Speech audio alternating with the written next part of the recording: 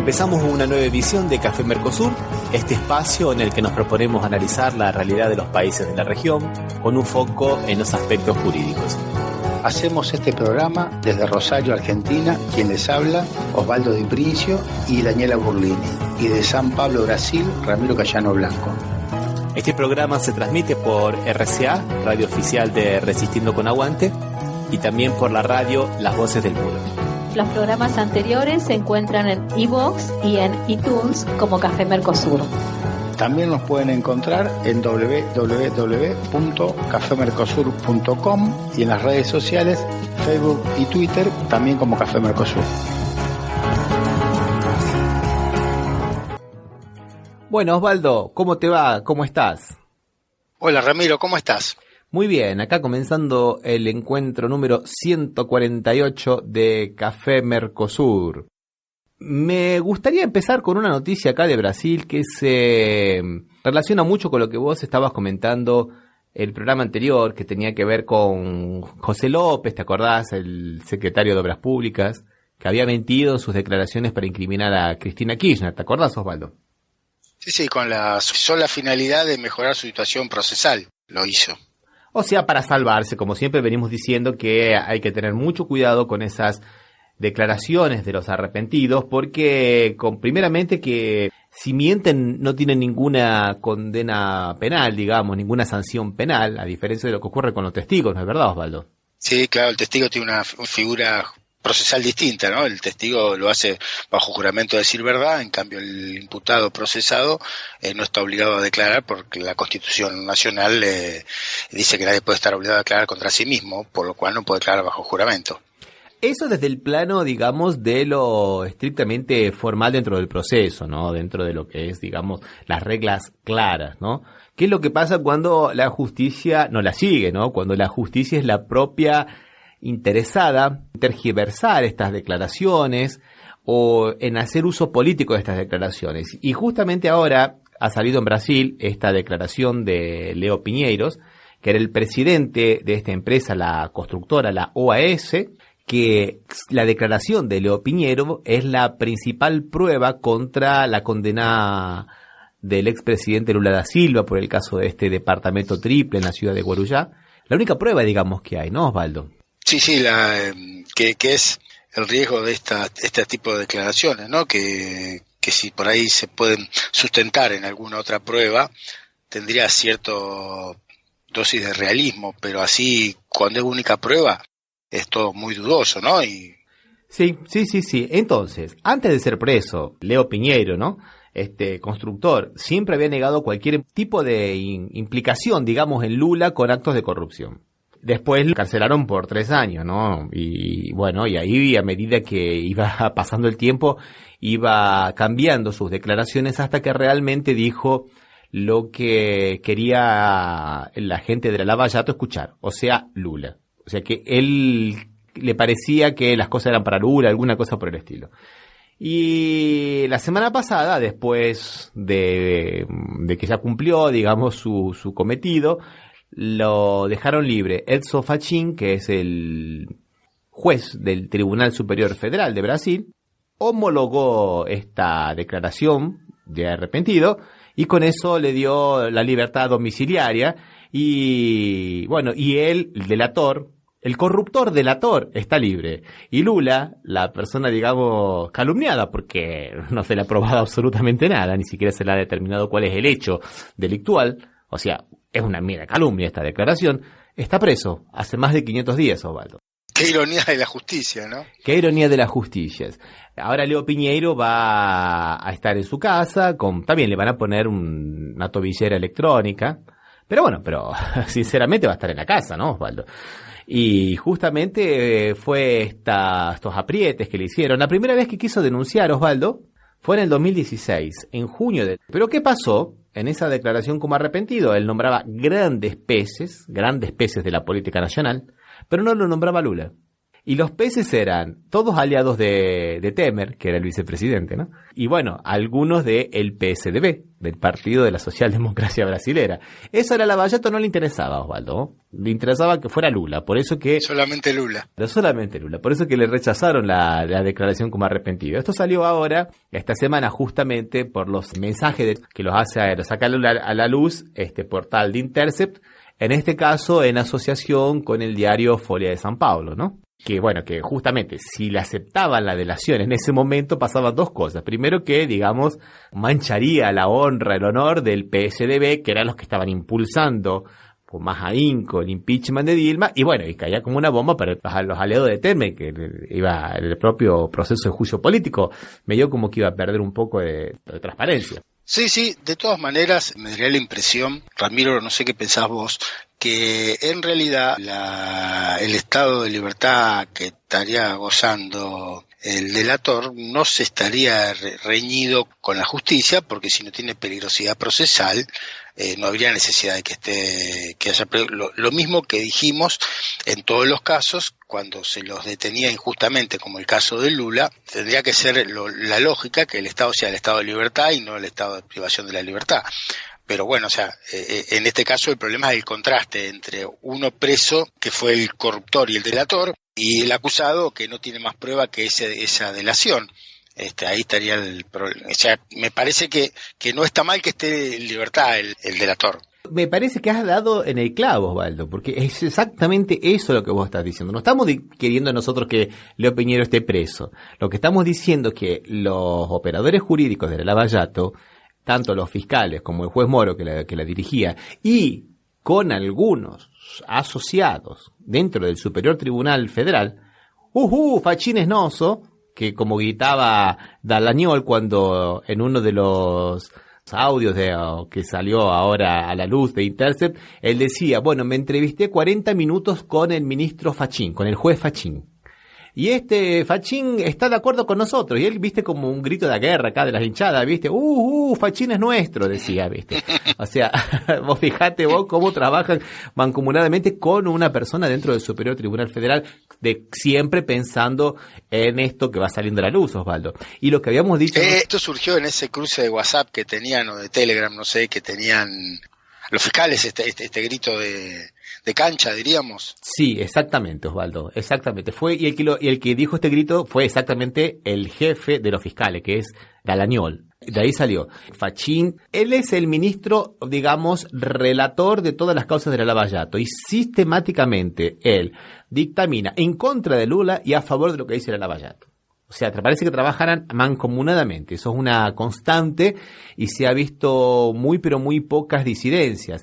El que era el relator, digamos, el que hacía la relatoría de las cosas que llegaban a la Suprema Corte de Justicia de Brasil, te vas a acordar, Osvaldo, era Teori Savasky, que era aquel juez que falleció en el accidente aéreo yendo para Angra dos Reis. ¿Te acordás, Osvaldo? Sí.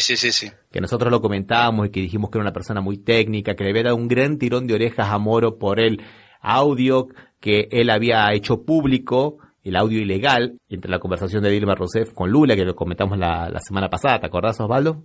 Sí. Y que esto lo habíamos comentado cuando tuvimos a nuestra invitada, la doctora Cristina Pegorari. ¿Te acordás, Osvaldo? Hace 2 años atrás ya. Tres, ¿cómo pasa el tiempo, Osvaldo? Claro, en su momento nosotros lo comentamos a esto. Salió Teori Savasky, y que era bastante técnico, era muy técnico, él era muy legalista. Y entró Edson Fachín, que es, digamos, el refrendador natural de todas las causas.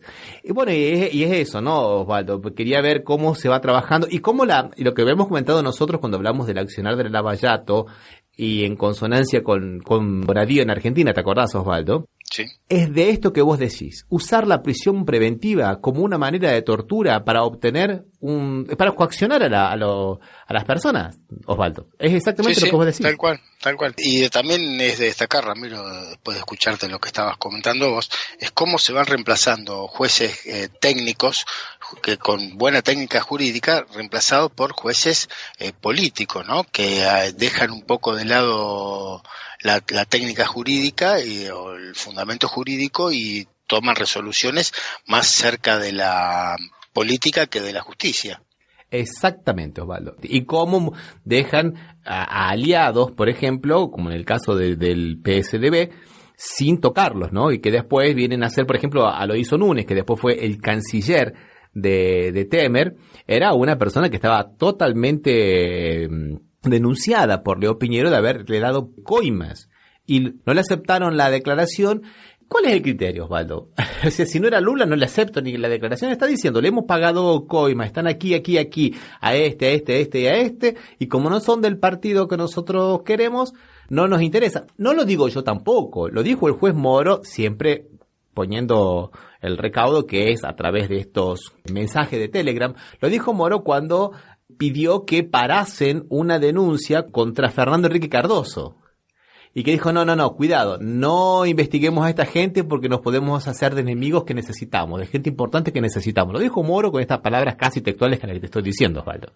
Sí, creo que en el programa de hoy, Ramiro, lo vamos a ver varias veces, tanto en la Argentina como en Brasil, cómo se utiliza esa carácter binario de la política del bueno y el malo. Los buenos son los que están conmigo y los malos son todos los demás, los que están en contra mío, por lo cual para ellos ni justicia, ¿no? Exactamente. Osvaldo, ¿te parece que escuchemos algo de música? Vamos. Bueno, estábamos hablando de Brasil, vamos a escuchar una banda brasilera llamada Brasa y una canción que se llama Sigue el Baile, o Segue o Baile, ¿no? Vamos. Escrevo porque não tenho o dom do freestyle. Ela quebra, requebra, remexe ao som do timbale. O agora é a única coisa que vale. Se erra, conserta, volta pro tom. Segue o baile. Escrevo porque não tenho o dom do freestyle. Ela quebra, requebra, remexe ao som do timbale. O agora é a única coisa que vale. Se erra, conserta, volta pro tom. Segue o baile, segue o baile, segue a vibe até o amanhecer. Que momento no talento faz por merecer. Tá com disco, corre risco, vamos sem dublê. A mercê do que não se pode prever. A massa reunida é um lazer só. Vagabundo se diverte on the floor. Seguindo a embolada, vai no reggae, vai no raga, agacha, marca na pegada hardcore. Escrevo porque não tenho dom no freestyle. Ela quebra, requebra, remexe a som do timbário. Agora é a única coisa que vale. Se erra, conserta, volta pro tom. Segue o baile. Escrevo porque não tenho dom no freestyle. Ela quebra, requebra, remexe a som do timbário. Agora é a única coisa que vale. Se erra, conserta, volta pro tom. Segue o baile. Segue o baile. Segue o baile, segue a vibe no Soma River. E a danada da cachaça é massa, faz arder. Eu respeito e dou direito a quem quer karatê, mas eu só fico no THC. A massa reunida é um estopim, vale muito mais que ouro e marfim. Tô indo na jornada, não se compra, não se paga. A emoção que diz ainda bem que eu vim.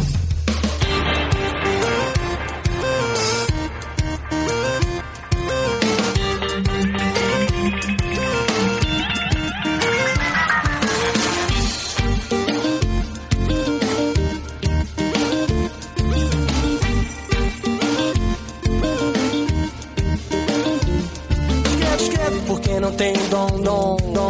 Quebra, requebra, remexe a som. O agora é a única coisa que vale. Se erra, conserta, volta pro tom. Segue o baile. Escrevo porque não tem dom no freestyle. Ela quebra, requebra, remexe a som do timbário. Agora é a única coisa que vale. Se erra, conserta, volta pro tom. Segue o baile. Segue o baile. Segue o baile. Segue o baile. Bueno, continuamos entonces con el programa y estamos hablando de amigos y enemigos, ¿no es verdad, Osvaldo? Y de injerencias en el Poder Judicial. Tal cual. Y bueno, y acá en la Argentina, un poco en consonancia con esta situación, el martes de la semana pasada, martes o miércoles, en un programa del Canal América, uno de sus dueños, o el principal accionista, Vila, uno de los programas más vistos del canal, Animales Sueltos, que algunos lo llaman Gorila Suelto, ¿no? Deben ser los gorilas, deben ser, que andarán por allí. Deben ser los gorilas, deben ser, que andarán por aquí. Deben ser los gorilas, deben ser, que andarán por allí. Deben ser los gorilas, deben ser, que andarán por aquí.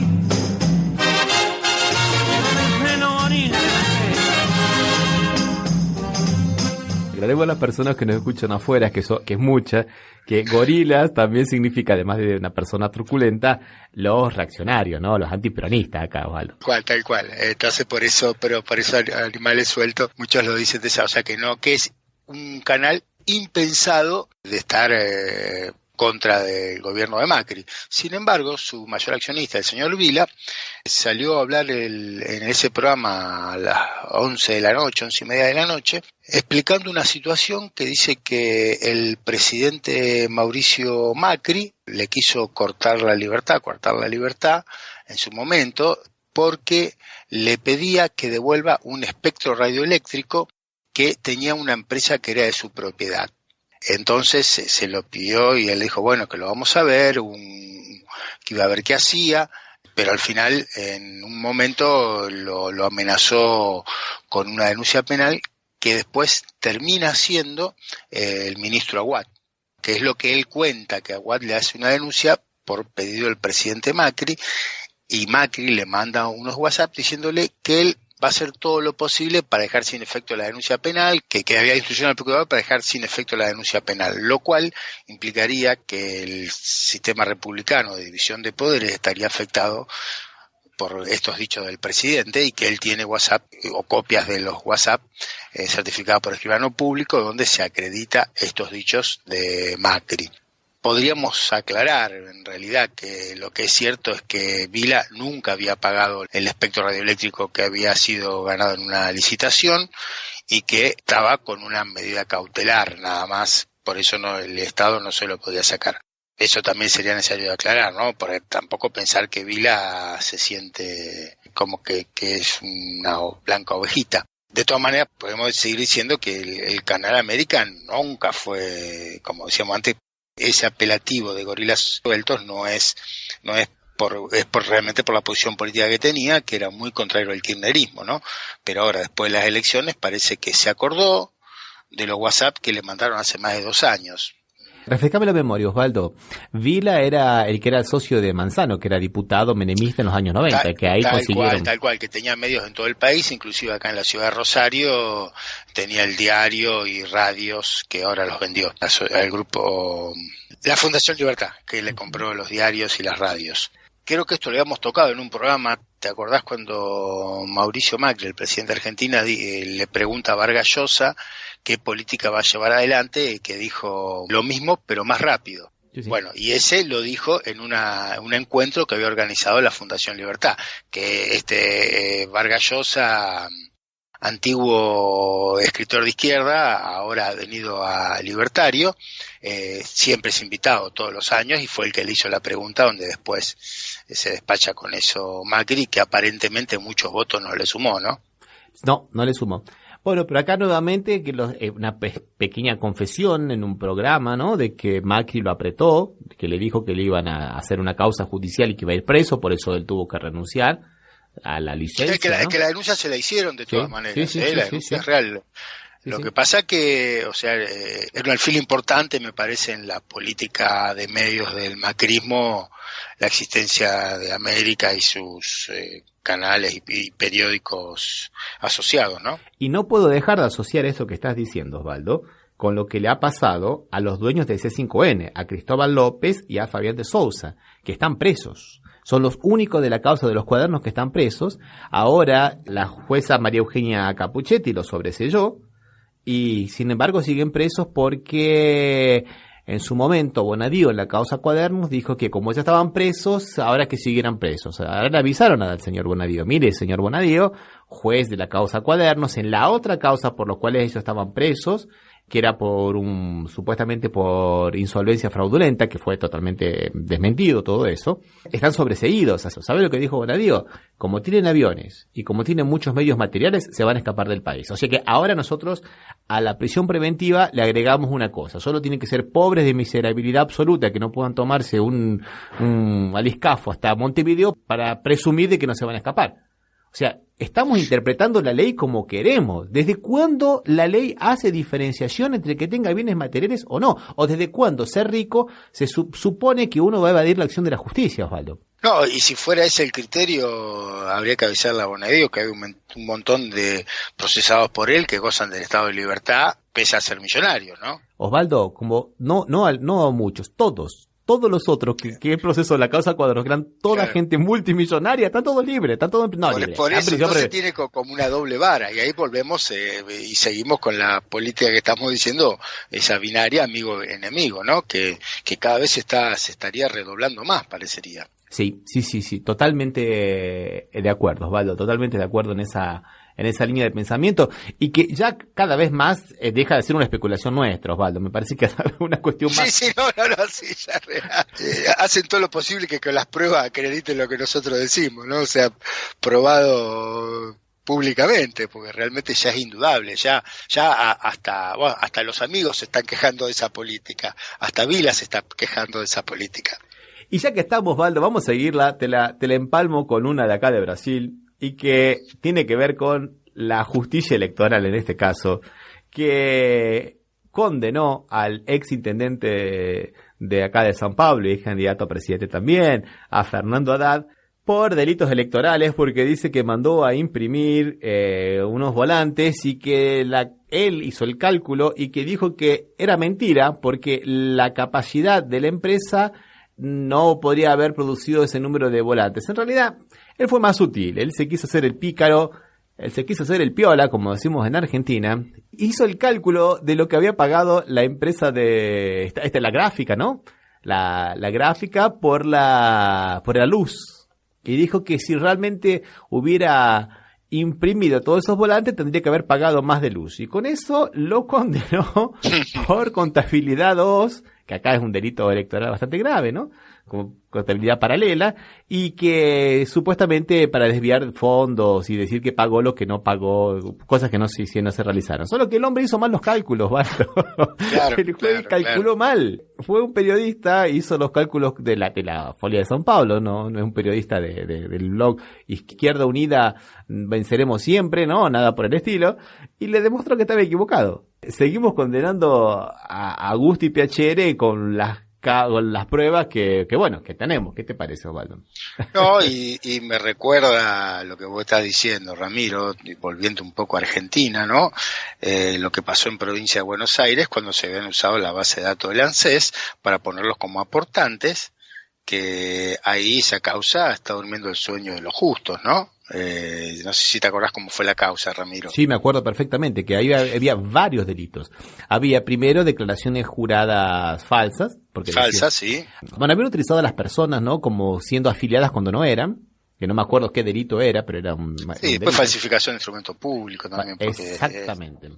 O sea, en realidad, bueno, y nadie dijo que no, que era un delito electoral que tenía baja pena o algo así que el procedimiento está ahí. En este caso, se ve que la justicia en Brasil es un poco más exigente cuando no son amigos. Exactamente, Osvaldo, exactamente. Y como para terminar, decimos, bueno, la máxima, ¿no? La máxima de terror.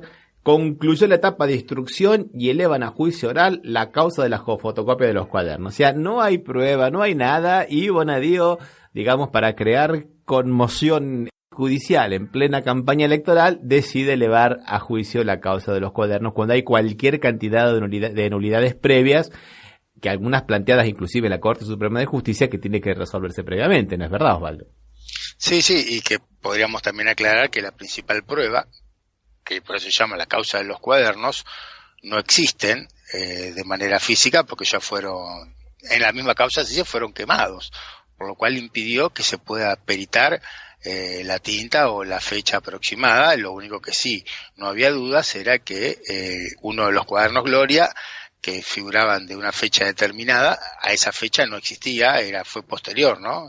Gloria era la marca del cuaderno, ese modelo de Gloria fue posterior a la fecha que dice que tiene el cuaderno, la copia del cuaderno.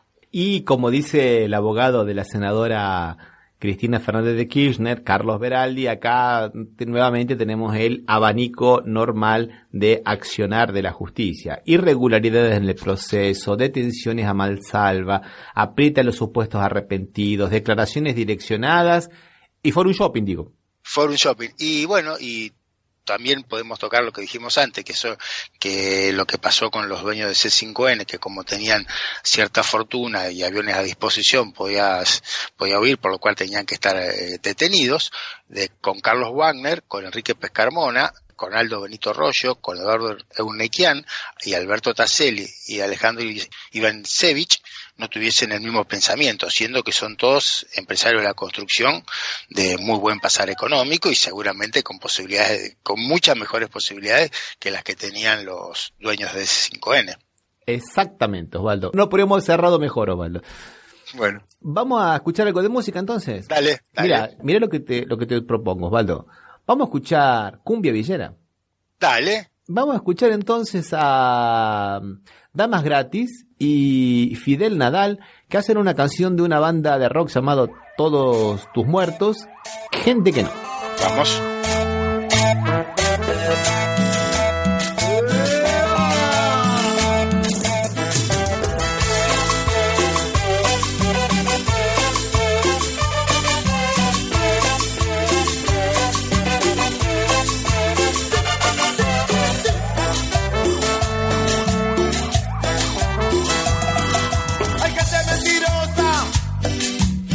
Policía, gente de mierda, gente que no, gente que no.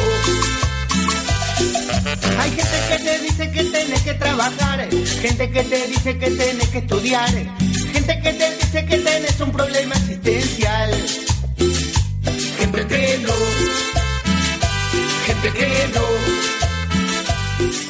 Tus viejos te molestan, te quieren ver triunfar, te quieren bien arriba en la escala social, te llenan bien la bola, te quieren mandar, vos solo querés mandarlos a cagar. Gente que te escucha, gente que no, gente que te banca, gente que no, gente que te invita a su casa a dormir y después te deja en la calle morir. ¿Y vos quién sos?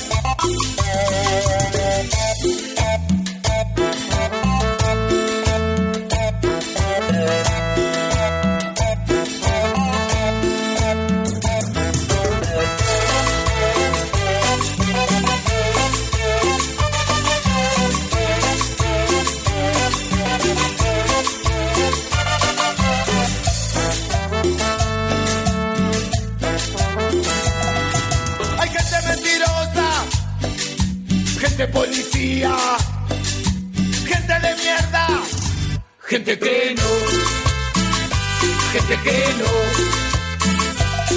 ¿Qué carajo estás haciendo de tu vida? ¿Qué carajo vas a hacer de vos? ¿Querés ser policía? ¿Querés ser ladrón? ¿Querés ser un concheto? ¿Querés ser stone? ¿Querés ser afterpunk o querés ser drogón? Yo no, gente que no.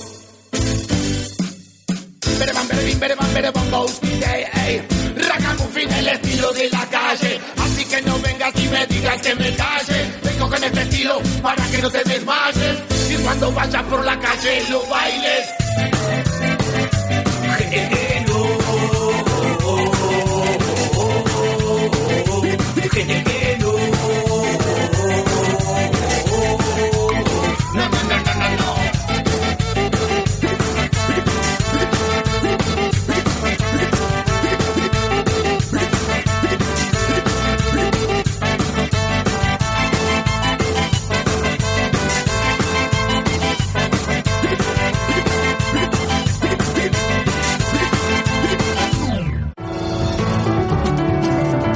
Estás escuchando Café Mercosur por las radios RCA, Resistiendo con Aguante Oficial y Las Voces del Mundo.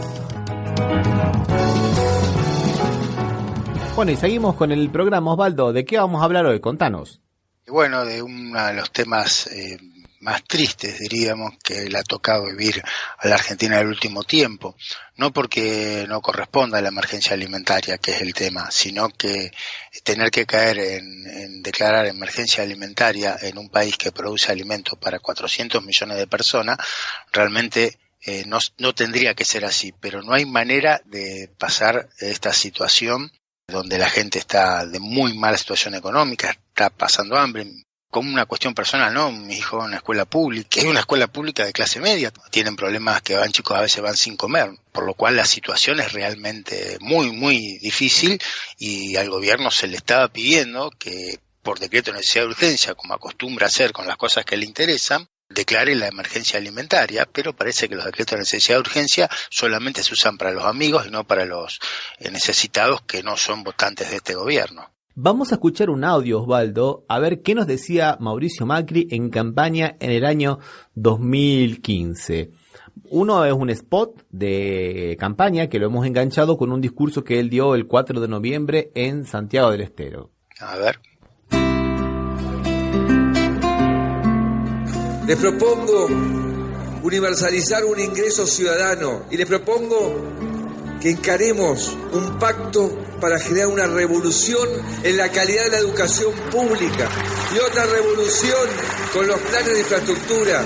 Tenemos que poner un eje fundamental en la vivienda. Esa es nuestra tarea, es lograr que este país sea un país donde todos tenemos un proyecto de progreso, donde todos sentimos que mejoramos todos los días. Les propongo pobreza cero en la Argentina. Mauricio Macri, presidente. Gabriela Michetti, vicepresidente. Vamos juntos. Cambiemos. Lista 135.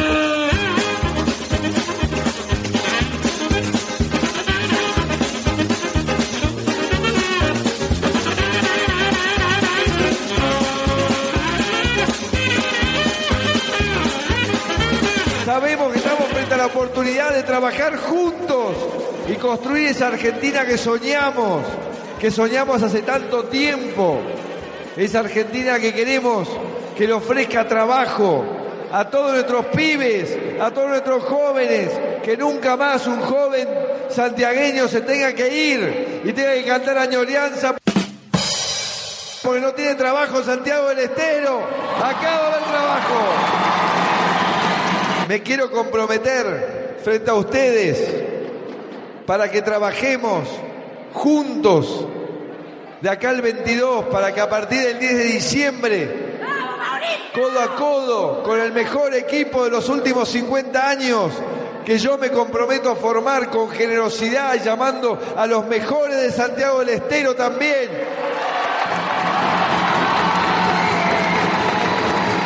¿Para qué? Para lograr una Argentina y una Santiago con pobreza cero. ¡Pobreza cero! Muy bien educado. No. Seguí con el programa, macho. Para eso, en todas estas provincias, les vengo diciendo que el 10 de diciembre pondremos en marcha el plan de reparación histórica, el plan Belgrano, que le va a dar al norte argentino todas las infraestructuras que necesita para poder crecer: ruta, puertos, puentes, energía, vivienda, cloaca, agua corriente, jardines de infantes. ¿Para qué? Para que un chico que nace en Santiago tenga las mismas oportunidades que cualquiera que nazca en cualquier lugar de Latinoamérica. Bueno, Osvaldo, una catarata de mentiras, no hizo absolutamente nada de todo lo que había prometido, ¿no es verdad, Osvaldo? Sí, tal cual. No solo que no hizo nada, lo cual ya sería malo, sino que empeoró la situación, que es el problema que tenemos ahora, que la situación está mucho peor que lo que estaba cuando él tomó el gobierno en el 2015, la pobreza en que va cayendo la gente, con tomar solamente un dato, ¿no? Que una persona que trabaja ya no deja de ser pobre, porque el que trabaja y gana el salario mínimo vital y móvil que establece el propio Estado es pobre, y un jubilado es más que pobre, es indigente. Y realmente, o sea, la situación está muchísimo peor que antes, y lo que lo están sufriendo son sobre todo los menores, ¿no? Los chicos de 0 hasta 2 años y de 2 a 19 son los que más están sufriendo esta situación nutricional y alimentaria, que va a tener consecuencias terribles a futuro. Sí, pero los abuelos también nos sufren, Osvaldo. El sábado le mandó un mensaje a los abuelos por Twitter diciendo que qué bueno que estar protegiendo a las personas que merecen protección. Cuando, como bien dijiste vos, los abuelos cobran creo que el 12% de lo que necesitarían para la canasta básica de alimentos, ¿no, Osvaldo? O sea, no llegan a un tercio de lo que necesitan el que cobra la jubilación mínima. Y Ramiro, no solo eso, aparte también le sacaron gran cantidad de los medicamentos que el PAMI otorgaba gratuitamente. Algunos solamente tienen un descuento y algunos lo tienen que pagar el 100%. Más de una vez los abuelos, como vos bien dijiste, y no es que lo quería olvidar este tema, ¿no? Pero me parece que tenía cierta importancia a futuro lo que estaba pasando con los jóvenes. Pero en realidad los abuelos tienen que optar por o el medicamento o la comida. La verdad, la situación es terrible. Los medicamentos aumentaron con la última devaluación de manera estrepitosa. Por encima de la inflación están aumentando, y no son ni medicamentos nuevos, ni desarrollos nuevos, ni muchas veces no son medicamentos importados tampoco, y sin embargo los precios son inalcanzables. Algunos medicamentos para los abuelos aumentaron el 384%, en general aumentaron el 175%, pero algunos llegan al 384%, Osvaldo, es impresionante. O sea, lo que hacen con los abuelos es increíble. No en vano Eva Perón decía que había que cuidar a los abuelos y a los niños. Los únicos privilegiados eran los niños. Y los abuelos, claro, que también. Antes de seguir hablando, a mí me gustaría hablar un poco de cómo llegamos hasta aquí también con estos índices de la pobreza, ¿no? Y cómo esto se contrasta con, digamos, las artes de prestidigitador que tiene este Mauricio Macri en materia comunicacional, porque vamos a hacer un poquito de memoria, Osvaldo. Nosotros esto lo hemos analizado en varios otros programas, pero siempre es bueno hacer una pequeña síntesis. Siempre estuvo el gran problema en el gobierno anterior de Cristina Kirchner en los últimos 2 años con relación al índice de la pobreza. ¿Te acordás, Osvaldo? Porque ellos dejaron de medir la pobreza. Sí, que para mí fue un error, pero bueno. Sí, bueno, pero es la realidad, ¿no? Se dejó. Pero, a ver, hay que aclarar que si bien lo dejó de hacer el INDEC, lo siguieron haciendo la Facultad Católica y muchos consultoras privadas, o sea que tampoco no había datos, Sí, exactamente. Entonces, por ahí hay que seguir los de la Universidad Católica, ya que el Instituto Nacional de Estadísticas y Censo dejó de hacerlo, tenemos las otras que eran las privadas, ¿no es verdad, Osvaldo? Sí, sí. ¿Y qué es lo que hizo Macri? Macri llega al gobierno y hace un ajuste impresionante, una desvalorización del peso que se traslada a los precios inmediatamente. Nosotros hicimos el primer programa, los 80 días de Macri, hablando del desastre económico de Macri. Y él tampoco publica las cosas, porque con esta idea de que el INDEC siempre mentía, que teníamos que tener un INDEC sincero para poder confiar, ¿qué es lo que hace? Él cambia los criterios para la medición de la pobreza, ¿no es verdad, Osvaldo? Sí. ¿Y qué hace? Pone otros elementos más para conseguir 2 cosas.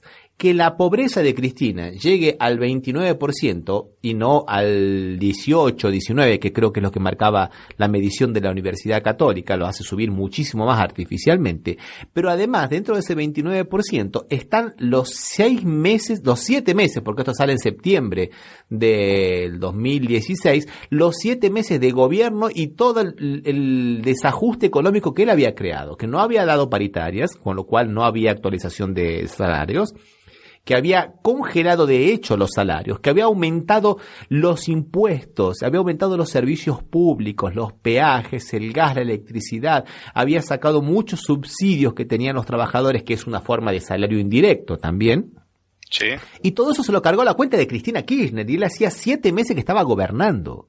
Y él pensaba que a partir de ahora, de un índice que casi llegaba al 30%, él iba a conseguir mantenerlo y bajarlo gradativamente a lo largo de los otros 3 años de gobierno que le quedaban, y con eso decir, hemos comenzado a bajar la pobreza. Solo que no ocurrió eso, ¿no es verdad, Osvaldo? Ocurrió todo lo contrario, como bien habías apuntado vos. Sumió más a la población argentina en la propia pobreza, ¿no es verdad, Osvaldo? Sí, estamos muchísimo peor de lo que estábamos, o sea, realmente, y con posibilidades que, o sea, esta situación seguramente no va a mejorar en el corto plazo porque las políticas fueron un desmadre, ¿no? Realmente no sirvieron para mejorar ninguna situación a futuro. Por eso yo creo que esta ley de la emergencia alimentaria que aprobó el miércoles pasado la Cámara de Senadores significa eso, es la lápida de todo lo que fue el gobierno de Macri. Por eso trajimos los discursos de él de campaña y ahora él yéndose lo que nos ha dejado. Te propongo que escuchemos una canción y seguimos, Osvaldo. Vamos. Vamos a escuchar entonces ahora un grupo de tango nuevo que se llama Quiero 24 y un balsecito que se llama Se mueren de hambre. Qué lindos días de primavera, la gente espera a Papá Noel. Fin de semana con la familia, tarde tranquila en la pileta con un frisé. Mientras los pibes se mueren de hambre.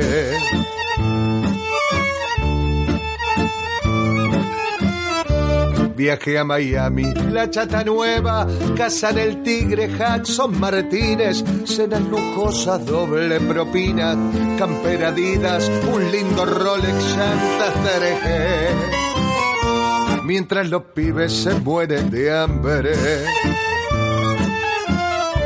Un iPhone nuevo que te da el clima y la vecina huele a Chanel número 5 que le hace juego con el diseño de mis zapatos de Pierre Cardin. Filosofías esteticistas, mil religiones, fachos parecistas, barrios privados de la miseria, de los paqueros que fuman mierda. Mientras los pibes se mueren de hambre.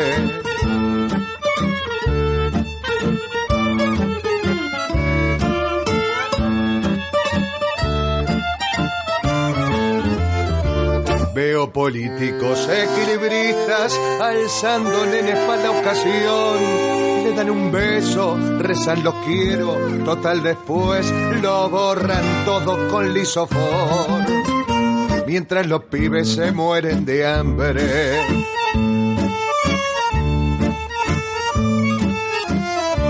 Avión privado, fin de esquiando, tomando siempre de la mejor. Las promotoras del TC Pista y las Tinelli que hacen de todo por un spot. Mientras los pibes se mueren de hambre. Nuevos planetas, nuevas estrellas y la vacuna contra el estrés. Pastillas rojas, verdes, violetas curan los males que vos tenés. Pantallas planas en rascacielos, 1000 autopistas con 1000 cerebros. Ambientes frescos, climatizados, grupos de Facebook, fototerapia, fútbol y asado. Mientras los pibes se mueren de hambre. Mientras los pibes se mueren de hambre. Bueno, eso que escuchábamos era el grupo Quiero 24 y el tema Se mueren de hambre. Y aprobaron la ley de emergencia alimentaria a nivel nacional, Osvaldo, que significa que muchas partidas presupuestarias tienen que destinarse justamente a paliar este gran flagelo que asola la sociedad argentina. Pero, lamentablemente hay que decirlo, parece que no ha ocurrido lo mismo en la ciudad de Buenos Aires, una ciudad que tiene un producto bruto parecido al de Bélgica, ¿no? Sí, tal cual. O sea, y ahí hubo una participación en la lógica que estamos hablando, ese amigo y enemigo, porque necesitaron los votos de un amigo que es sindicalista y que es Luis Barrio Nuevo, ¿no? Para los que no conocen un poco la historia de este don Luis, ya viene desde el 81 como secretario general, que es la autoridad máxima que tienen los sindicatos en la Argentina, sobre el sindicato de gastronómicos. 81 tendríamos que aclarar que es el gobierno militar. ya era secretario general de ese sindicato y hasta la actualidad es secretario general y tiene varios legisladores, para lo cual los legisladores conseguir que no se pudiera votar la ley de emergencia económica hizo un acuerdo con este don Barrio Nuevo, ¿no? Una cosa que me gustaría decir, Osvaldo, antes de que sigamos con Barrio Nuevo, es que la ley de la emergencia alimentaria se consiguió por unanimidad, tanto en Cámara de Senadores como en diputados. Sí. No es que el gobierno quería, el gobierno trató de dificultar. Lo que pasa es que cuando vio que perdían, no quería, digamos, que se le convirtiera en un escándalo en plena época electoral. Entonces, digamos, bueno, el menor precio político es aprobarla, porque lo otro va a ser complicado, porque perdemos de cualquier manera, ¿no? Entonces, si nos oponemos y vamos a parecer que realmente estamos en contra de del padecimiento de la población, o sea, y en Capital lo consiguió, en una reta lo consiguió porque tenía mayoría, creo que fue, si no me equivoco, la elección fue a 37-18 y no hubo abstenciones, me parece, en la ciudad de Buenos Aires, que es la que más dinero tiene de las capitales para poder hacer frente a esto, ¿no es verdad, Osvaldo? Tan es así que el gobierno no quería la sanción de esta ley, que no hizo lo que tendría que haber hecho y lo que le pedían todos, que era un decreto de necesidad de urgencia. Claro. Pues evidentemente ante la realidad no pudo hacer nada y tuvo que, para no quedar muy expuesto, terminó votando. Primero tenemos que aclarar que la ministra Stanley de Desarrollo Social hace 2 meses que no se la escucha en ningún lado. No sé si vos allá en Brasil, Ramiro, viste alguna nota de ella, porque acá no se la escucha hablar hace 2 meses, que es la encargada de administrar los fondos de esta emergencia alimentaria, no se la escucha, y después los que han salido a hablar, podríamos decir Patricia Bullrich, que es un comodín porque está en el Ministerio de Seguridad, pero le gusta hablar de todos los temas que se le cruzan, metiendo la pata en el 99% de los casos, ¿no?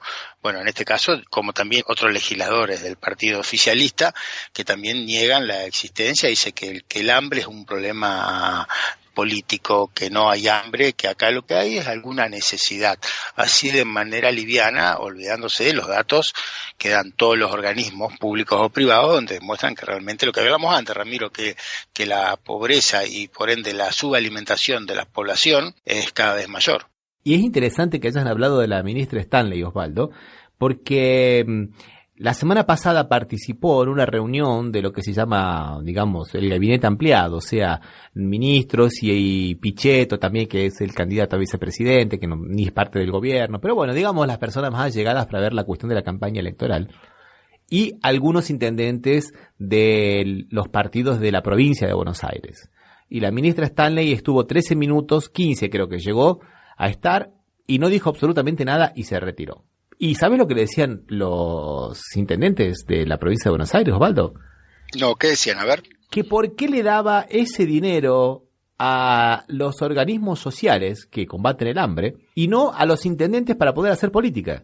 O sea, quieren volver al viejo conservadurismo de la alpargata, que te doy una alpargata y la segunda después que me votes. O sea, quieren volver a las viejas prácticas con una cosa pero tan seria y tan cara como es el hambre de la gente. Como bien dijiste vos, Osvaldo, en un país que produce comida para 400 millones, ellos quieren hacer todavía hasta eso, Osvaldo. Hasta ese punto son pusilánimes.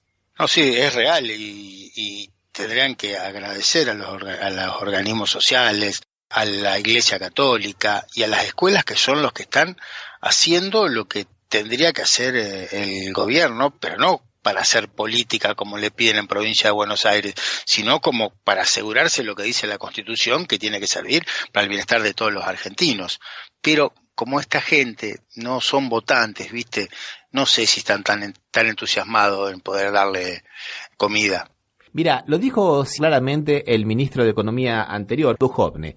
Los ajustes económicos que hizo este gobierno en cualquier otra época ya hubieran producido un golpe de Estado o por lo menos una patriada. Si eso no ocurrió, fue justamente por el papel que han tenido todos estos organismos sociales que han significado organización, que ya vienen trabajando desde la época del 2001, Osvaldo, y desde un poco antes también algunos grupos piqueteros también, que vienen haciendo un trabajo de organización, de contención y de, básicamente, comedores comunitarios en los cuales la gente va a comer, aunque como ellos mismos dicen, esto no tiene que ser así, porque nosotros queremos que la familia no venga a comer aquí, que coma en su casa con dignidad, que se reúna como siempre debió hacer, y grupos de la iglesia también que trabajan mucho, o sea, esa es la diferencia entre otros momentos de la historia de Argentina y el momento actual. Mucha gente me preguntaba acá en Brasil, pero ¿cuándo los argentinos se van a levantar nuevamente a hacer saqueos a los supermercados como en otras épocas, a salir a quemar cosas? Porque todo el mundo tiene esa idea de Argentina, ¿no?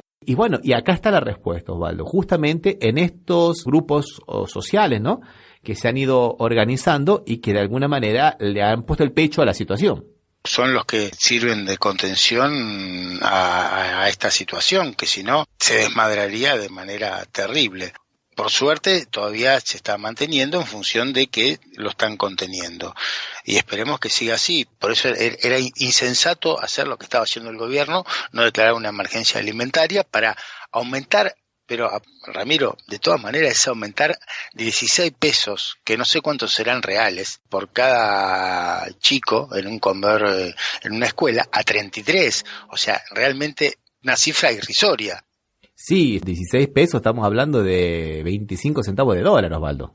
Y llevarlo a 50, tampoco es que, y con eso tienen que comer o merendar o almorzar un chico o un jubilado. Realmente tampoco es la solución, ¿no? Pero bueno, pero se necesitaba esto para poder ir tomando otras medidas que ni siquiera esto querían hacer. Al final, como vos bien dijiste, estaban entre la espada y la pared, si decían que no, quedaban como lo que son. Y en la ciudad de Buenos Aires, ¿no?, una ciudad tan rica como la ciudad de Buenos Aires, la reta le saca comida a los chicos. Antiguamente recibían dentro del desayuno un sándwich de jamón y queso, una fruta y una especie de budincito. Ahora le han sacado el jamón al sándwich, lo han hecho más chico y es o una fruta o un budincito. Gente, estamos hablando de los niños, estamos hablando del crecimiento, estamos hablando de las futuras generaciones de los argentinos. Te agrego que al almuerzo le sacaron el pan. Qué bárbaro. Después del aumento, o sea, realmente una insensibilidad absoluta, ¿no? Que no se atreven a hacerlo con los de su clase, porque creo, aunque ellos lo nieguen, que es un partido de clase el PRO y que tiene su objetivo, están con los de su clase y no con los demás. Y eso significa un retroceso también a nivel social e inclusive hasta a nivel genético. Durante el gobierno kirchnerista, si no me equivoco, no quiero decir una cosa muy inexacta, pero creo que los niños habían crecido, creo que 1 centímetro cada 3 años más. Y ahora en Bolivia ha pasado lo mismo, ¿no es verdad, Osvaldo? Sí, en Bolivia 5 centímetros han crecido mientras estuvo presidente Evo Morales. Nosotros ya tenemos graves problemas con los 40% de niños de 0 a 2 años que van a tener una menor altura que la que tendrían que tener por un déficit alimentario en esta etapa del crecimiento. Realmente una situación muy compleja. Y allá en Brasil, ¿tiene difusión esto, Ramiro? Mira, yo te digo la verdad, acá se está empezando a ver recién ahora. Muy, pero muy poco. Tanto es así que el año pasado, en nuestro blog Argentina Traducida, pusimos una nota de los efectos sociales del neoliberalismo y que, bueno, la retuiteó una periodista de aquí, Mónica Bérgamo, de la Folia de San Paulo, y bueno, y ahí todo el mundo empezó a desayunarse con las cosas que hacía el gobierno de Macri y el neoliberalismo en Argentina. Pero estamos hablando ya del 2018, y eso estamos hablando del mes de septiembre, o sea, ya había pasado bastante tiempo, o sea que todavía acá se venía escondiendo bastante. Últimamente ya no se lo puede hacer, hasta la Globo inclusive salió a decir que la situación alimentaria en Argentina era bastante grave. Eso fue hace 15 días atrás, por eso la Cámara de Diputados había aprobado la ley de emergencia alimentaria. Comenzaron de a poquito a ver ese tipo de cosas. Lo que pasa es que aquí el ministro de Economía, Guedes, está tomando las mismas políticas económicas de Argentina.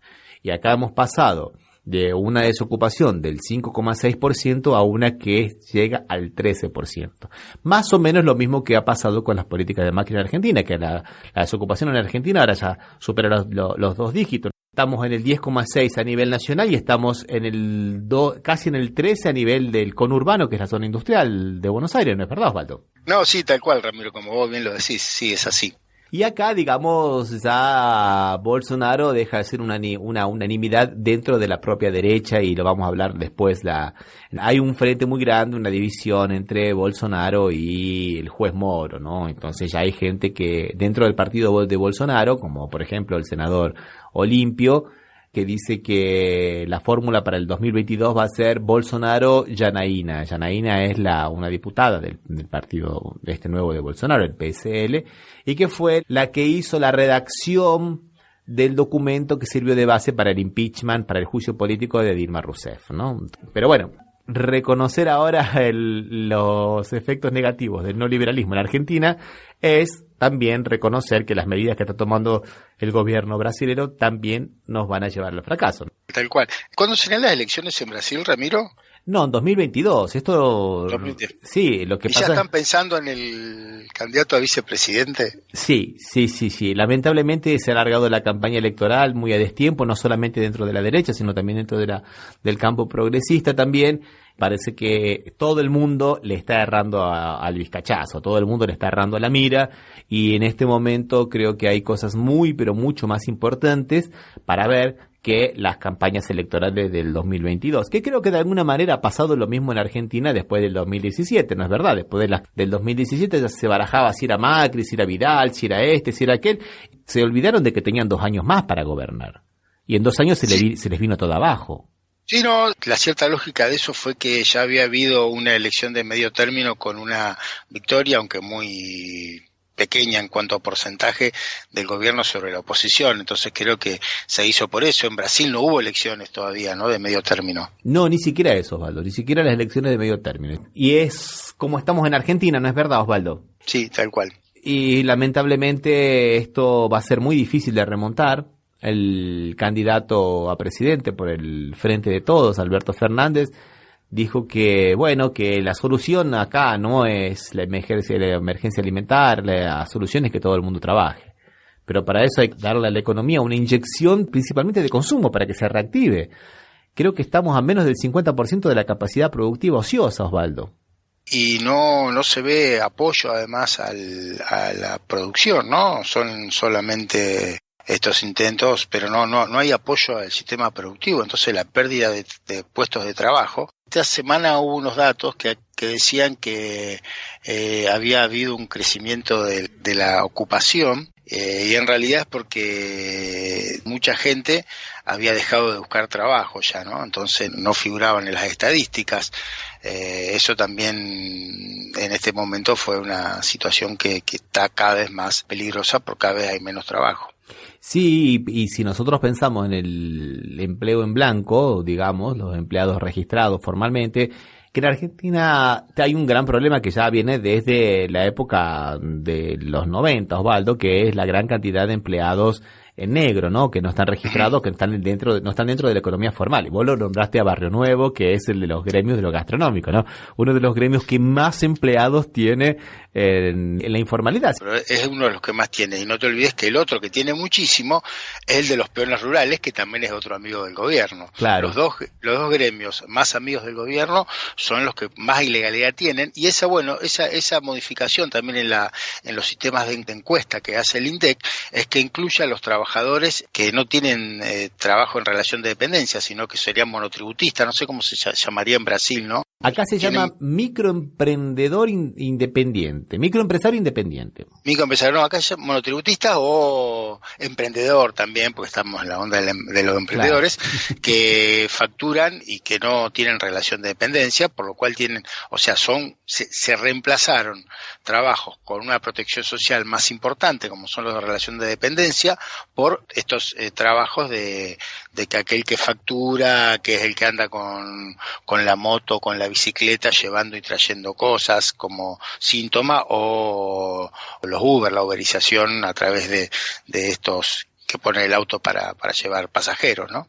Mira, justamente hoy estaba viendo un artículo acá en Brasil que el trípode de la economía brasileña en los últimos tiempos estaba sobre los trabajadores uberizados, sobre los ambulantes y sobre lo que le llaman acá torta en pote o en vidrio, ¿viste? Que es vender los pedazos de torta tradicionales, solo que ahora te lo ponen, digamos, en un potecito de plástico, que es el rebusque que tienen algunas amas de casa de hacer algún tipo de comidas para vender, digamos, en los lugares que pasa la gente para tomar el subte o el ómnibus o en ese tipo de lugares. O sea, la economía totalmente informal. Acá también, ahora que lo dijiste, lo recordé, ¿no? Pero acá también en Argentina, sobre todo en Rosario, ves en todos los lugares donde hay algo de gente, siempre hay alguno con su tupper, esos contenedores plásticos, y adentro con bolas de fraile o alguna torta frita, qué sé yo, o torta asada. Y eso es lo que mucha gente lo hace para paliar su situación, ¿no? Bueno, estamos lamentablemente yendo para el mismo camino, ¿no, Osvaldo? Que no es el mejor. Argentina en este momento vuelve a ser el efecto Orlov. Es un poco el espejo que adelanta, nos muestra hacia dónde vamos. Sí. Y bueno, vamos a ver a dónde terminamos. Yo creo que en los caños, como decimos en Argentina, ¿no? O en la vía. Mijito, vamos a terminar viendo un caño, un dibujito de acá. Bueno, Ramiro, ya creo que estamos llegando al final del programa. Así es, Osvaldo. Recordamos que este programa se emite por las radios RCA Oficial y la radio Las Voces del Muro. Que nos pueden seguir en las redes sociales, Facebook y Twitter, como Café Mercosur. Que también pueden escribirnos a nuestra dirección de correo electrónico contacto@cafemercosur.com o visitar nuestra página www.cafemercosur.com y escuchar nuestros programas en iVoox, en iTunes, en TuneIn y en Radio Pública. Un abrazo, Osvaldo, hasta la próxima. Hasta la próxima, Ramiro.